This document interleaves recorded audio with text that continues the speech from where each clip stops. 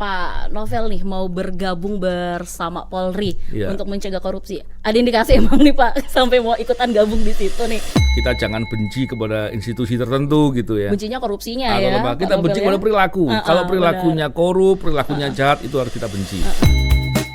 Propos Profesi Podcast, mengulik kisah berbagai profesi di muka bumi ini. Assalamualaikum warahmatullahi wabarakatuh. Sahabat Propos, kembali lagi di Profesi Podcast bersama saya Dwi Kartika. Dan di edisi kali ini saya bersama dengan Pak Novel Baswedan. Masya Allah yang gak kenal sama Pak Novel ya.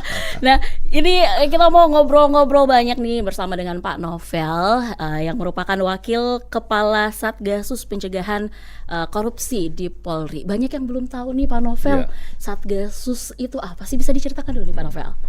Ya memang gini ya, Satgasus Polri, Satgasus Pencegahan Korupsi di Polri ini lembaga baru. Ya. Jadi setelah saya dan kawan-kawan ini keluar dari KPK, lebih tepatnya disingkirkan lah gitu ya. Serem banget gitu ya. Iya, serem banget Pak. Saya katakan itu karena memang ada mekanisme dan sering dibahas lah di media ya. Jadi kami itu terdiri dari banyak orang yang punya keahlian-keahlian khusus. Yeah. Bahkan ada beberapa yang level deputi, eselon 1 bahkan. Yeah. Eselon 2 ada beberapa direktur, kepala biro, fungsional senior dan punya keahlian. Sedangkan Polri itu belum punya satuan kerja yang menghandle masalah pencegahan white collar crime. Pencegahan yang ada sekarang ini adalah blue collar crime, yaitu Baharkam Polri. Tapi kalau white collar crime, terutama korupsi, belum ada. Ya. Oleh karena itu Polri kemudian karena kebutuhan itu Pak Kapolri mengajak, ayo sementara di Polri dulu aja deh. Saya pikir itu kan suatu hal yang bagus karena kami juga ingin berkontribusi terkait dengan upaya memberantas korupsi. Korupsi itu parah sekali gitu. Ya. Jadi ketika melihat adanya praktek-praktek korupsi yang begitu parah dan kami banyak tahu, maka kita gregetan sebetulnya. Jadi ketika ada kesempatan untuk berkontribusi melalui Polri, tentunya bukan untuk berkarir ya, kami memang komitmennya bukan untuk berkarir. Kami dengan senang hati mendorong Polri untuk atau membangun agar Polri punya satuan kerja untuk pencegahan korupsi. Dan kami juga berharap dengan dorongan ini maka ke depan Polri akan bisa berkontribusi lebih banyak. Terus apa yang dilakukan? Nah, awal-awal pertama kali kami masuk tentunya kami fokus dengan mengawal kebijakan pemerintah terkait dengan alokasi anggaran yang cukup besar di bidang COVID, bantuan sosial, terus dana PEN ya, pemulihan ekonomi nasional, dan itu dananya besar sekali dan kami fokus ke bidang itu. Belakangan kemudian kami dibagi di beberapa bidang lain, contohnya pupuk subsidi. Terkait dengan kemarin minyak goreng kami juga ikut membantu terkait dengan hal itu, terus terkait dengan kepabianan, terutama terkait impor ya dan cukai. Terus juga ada banyak bidang-bidang lain yang kami membantu agar ada upaya deteksi yang lebih baik, dan tentunya kami berkolaborasi dengan kementerian dan lembaga. Jadi bukan berarti kami bekerja sendiri, kementerian lembaga sendiri, tidak. Kami berkolaborasi, kami membantu kementerian lembaga yang mereka mau untuk bersama-sama melakukan langkah-langkah pencegahan korupsi yang lebih baik untuk kemudian didorong agar bisa melakukan hal yang lebih efektif. Dan tentunya kami berangkatnya dengan bidang-bidang yang memang sejak awal di KPK dulu kami masing-masing punya keahlian, dan ya ada yang sekolah di luar negeri dan lain-lain, dan sayang kalau kemudian ilmunya nggak dipakai gitu. Nah itu penunjukan langsung atau pakai seleksi nih masuk di Satgasus nih Pak? Ya, karena kami kan sebetulnya di KPK pun kami semuanya tim utama nih, ahli-ahlinya. Jadi ketika masuk di Satgas khusus ini semuanya diterima. Artinya kalau sepanjang kami mau, tentunya melalui ada level pemeriksaan tes yang sifatnya umum dulu ya. Dan setelah itu kalau kami mau diterima dari 57 orang kemudian 42 orang yang ikut dan masuk di Satgas Khusus sekarang ini. Oke, nah yang memotivasi Pak Novel nih mau bergabung bersama Polri untuk mencegah korupsi, ada indikasi emang nih Pak sampai mau ikutan gabung di situ nih? Iya, banyak yang nanya gitu tuh. Karena sebelum-sebelumnya kan saya cukup kritis dengan Polri, apalagi banyak masa lalu yang kurang baik gitu ya. Tapi satu poin yang penting ya, bahwa sebagai warga negara yang baik tentunya kita nggak boleh kemudian terlalu baper gitu ya.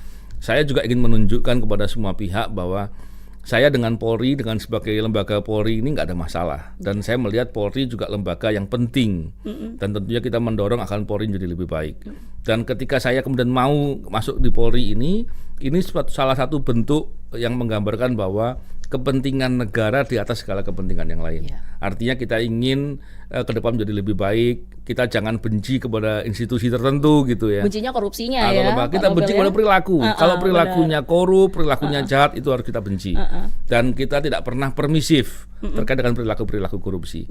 Dan sekali lagi, ketika masuk di Polri ini pun saya sangat menghormati langkah Bapak Kapolri yang betul-betul menunjukkan sikap yang jelas, yang lugas untuk mendorong perbaikan dan juga sikap anti korupsi yang tentunya di tengah segala kekurangan, di segala permasalahan yang ada, upaya tersebut dilakukan dengan sungguh-sungguh. Iya. Nah, korupsi ini kan susah-susah gampang juga ya ngomongnya Pak Novel ya. Biasanya ketahuan itu kalau baru ada pemeriksaan nih, baru ketahuan. Nah, langkah-langkah dari Satgasus sendiri untuk mencium nih potensi-potensi korupsi itu kayak gimana sih, Pak Novel? Awalnya kan gini, kami bisa mendeteksi potensi-potensi korupsi. Dari mana cara mendeteksinya? Tentunya kami bisa melihat dari pemberitaan atau pengalaman kami sebelumnya, atau melihat dari alokasi anggaran. Ketika ada alokasi anggaran besar, biasanya potensinya juga besar gitu kan. Ketika kami melihat potensi itu ada, kami kemudian menghubungi dari kementerian atau lembaga terkait untuk berbicara dan menyajikan beberapa fakta-fakta yang dengan begitu kita mau mendorong atau membantu berkolaborasi untuk perbaikan. Dan tentunya setelah itu kami melakukan kajian bersama. Biasanya kami mengajak dari kementerian atau lembaga terkait tersebut untuk ikut bersama dengan kami melakukan kajian bersama. Dari kajian itu kemudian kita bisa melihat di poin-poin mana yang kita perlu memberikan rekomendasi perbaikan. Tapi bukan cuma itu, kadangkala kami juga melakukan kegiatan bersama, pendampingan lah kurang lebih. Dan kemudian dengan pendampingan itu juga mencegah adanya praktek-praktek korupsi. Karena praktek korupsi di kementerian lembaga tidak selalu terjadi karena kementerian lembaga tersebut.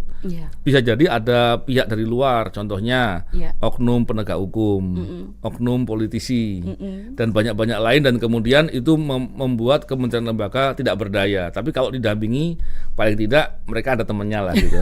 Kalau takut juga tuh ya kalau didampingi. Kalau ada yang intervensi kita temenin lah untuk sama-sama menghadapi gitu kan.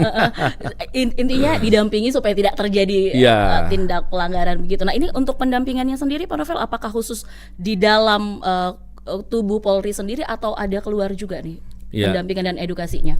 Sementara karena permintaan dari kementerian lembaga banyak dan kami jumlahnya cuma 42, kami baru melakukannya di luar nih, di kementerian dan lembaga. Kami belum melakukan kegiatan di Polri. Kalau Polri kan lembaga besar sekali.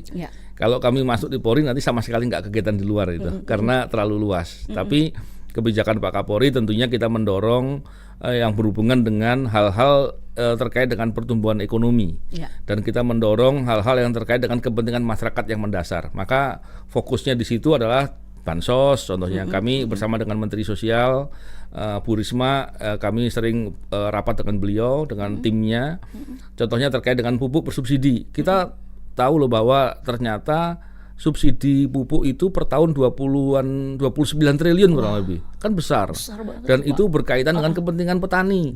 Dan kalau bicara petani nanti ujungnya adalah swasembada pangan atau kemandirian pangan gitu. Dan banyak lagi yang lain. Jadi hal-hal tersebut sesuai dengan tentunya saya yakin Pak Kapolri juga arahan Bapak Presiden. Maka kita masuk untuk hal-hal yang strategis, dan tentunya ini kalau pencegahan itu kan kerja panjang sebetulnya. Iya, benar. Tapi kalau kita Nggak pilih, habis-habis ya, Pak Nobel.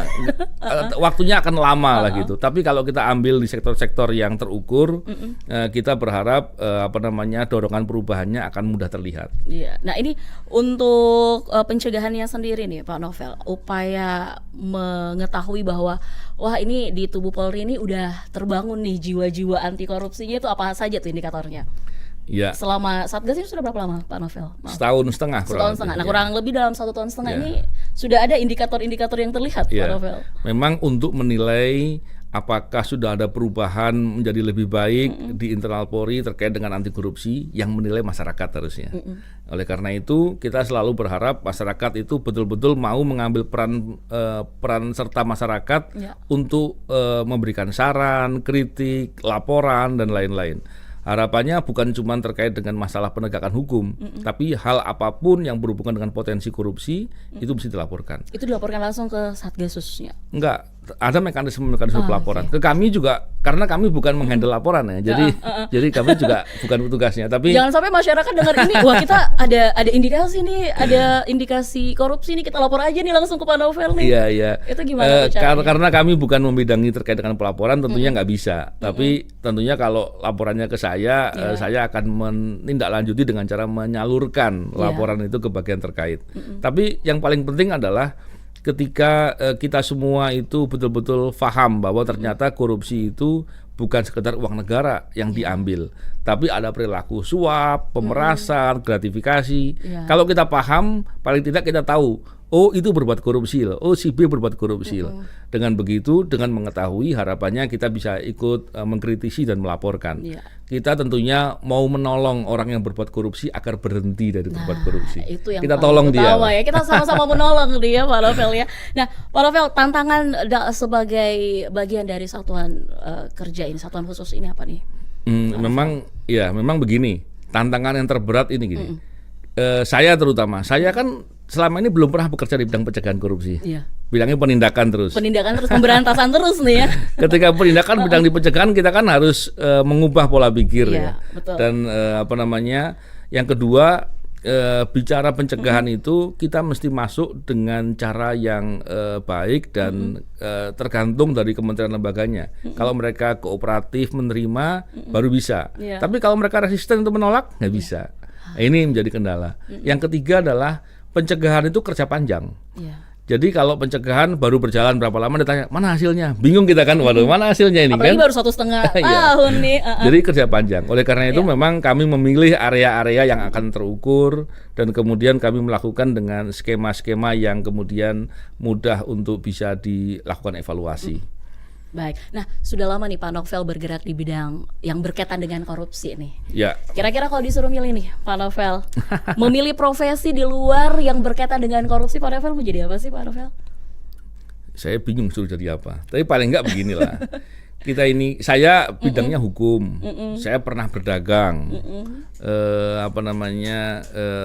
pilihannya dua itu. Tapi kalau apapun pilihannya, yang penting buat saya adalah saya melakukan sesuatu untuk kebaikan, bisa berkontribusi membantu untuk kepentingan orang banyak, dan melakukan sesuatu dalam hal kebaikan. Itu poinnya itu aja. Baik, terima kasih kebersamaannya Pak Novel Baswedan. Baik, terima kasih sama-sama. Propos Profesi Podcast, dan sahabat Propos, kita bertemu di profesi-profesi berikutnya tentunya dengan bintang tamu saya yang lainnya. Terima kasih. Assalamualaikum warahmatullahi wabarakatuh. Salam warahmatullahi wabarakatuh.